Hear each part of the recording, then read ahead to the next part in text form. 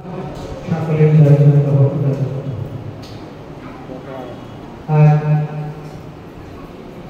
আমার সন্ন্যাস করবে জগৎ করে ভক্তি বেদান্ত গোস্বামী মহারাজের তিরোভাব তিথি এবং নামাজ হরিদাস ঠাকুরের আজ তিরোভাব তিথি।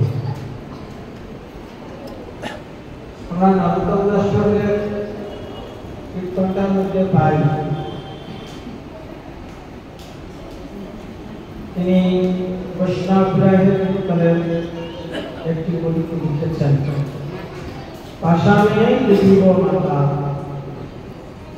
অনলে দেখিব, আর গৌরাঙ্গের ফুলের নিধি কোথায় গেলে।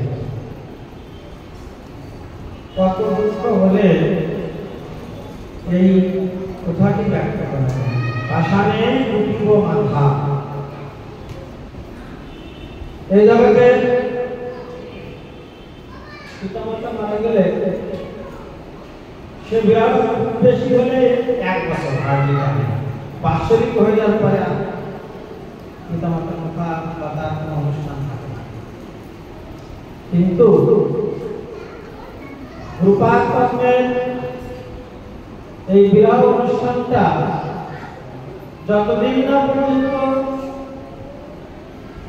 শিষ্যবর্গগণ থাকবেন, শুধু তাই না তার শিষ্যরাও থাকবেন, ততদিন পর্যন্ত এই অনুষ্ঠান চলতে থাকে। বিবাহ অনুষ্ঠান তাই প্রভুপাদ এক জায়গায় বলছেন, তার রূপার পত্রের বিবাহ ভূমিকে কেন্দ্র করে বলছেন বলজি মহারাজের সমাধি মন্দিরের কথা। প্রভুপাদ বলছেন তার গুরুদেবের বিবাহ উৎসবেতে লোকে বলে আমার গুরুদেবের বিরোধান করছি, আমি বলবো আজ আমার গুরুপাদ পদ্মের আবির্ভাব তিথি। কেন?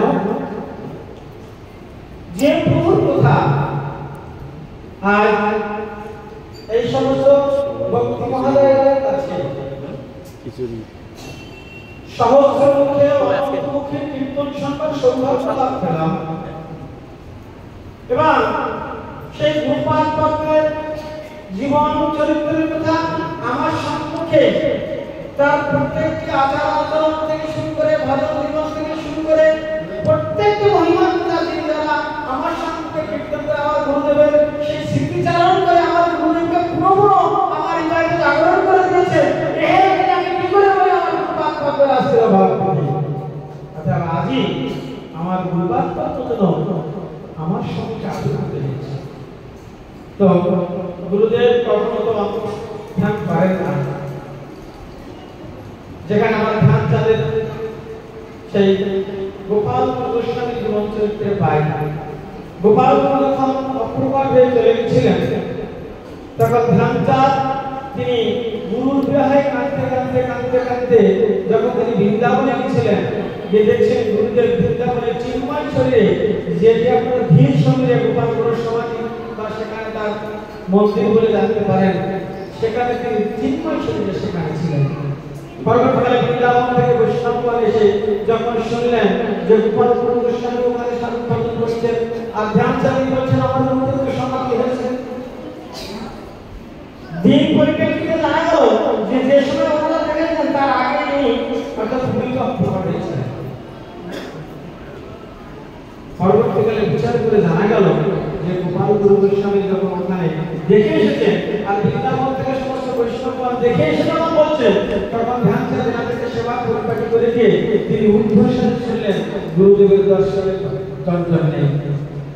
যখন গুরুদেবকে দেখছেন যে গুরুদেব ধ্যানেই আছেন, সমাধিস্থ সম্মত রূপে তিনি ধ্যানে নিমগ্ন সবাই সমান, সেটা নিত্য বৃন্দাবনের ভূমিকায়।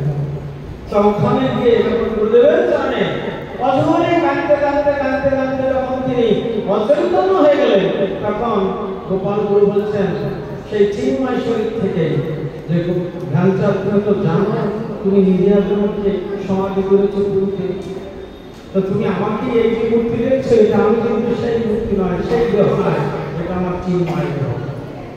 তবে যদি কখনো কোনো শিষ্য বিরহে থাকতে থাকতে গুরুদেবের জন্য এরকম উন্মাদ প্রকাশ করেন, ওইরকম খেদ প্রকাশ করেন, ওইরকম হাউকাল প্রকাশ করেন, গুরুদেব তার কাছে এসে পুনরায় আবার সাক্ষাৎকার লাভ করেন।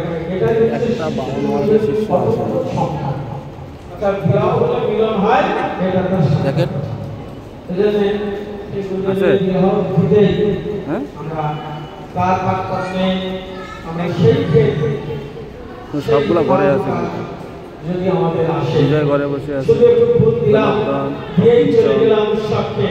সাধু রাজা। একটি বছর ধরে আমি গুরুদেবকে কথা দিয়েছিলাম, তার চরণে আত্মনিবেদন করেছিলাম, দীক্ষাকালে শিষ্যকালে আত্মসমর্পণ, সেই কালে কৃষ্ণকালে করে আত্মসমর্পণ, সেই দেহ করেছিলাম আনন্দময় অপ্রাকৃত ধরে কৃষ্ণ চরণ ভোগায়। সেই যে আত্মনিবেদন করেছিলাম যেদিন তার কাছে দীক্ষিত হওয়ার সময়, তার যে কথা দিয়েছিলাম সেই কথা অনুসারে আমার কর্তব্য সত্য পর্যালোচনা, তার পুনর্দিনটা এসে হাতে হয়। তাদের সেই দিনটা আমাদেরকে যাচাই করে নেওয়ার জন্যই গুরুদেবের এই আবির্ভাব হয়।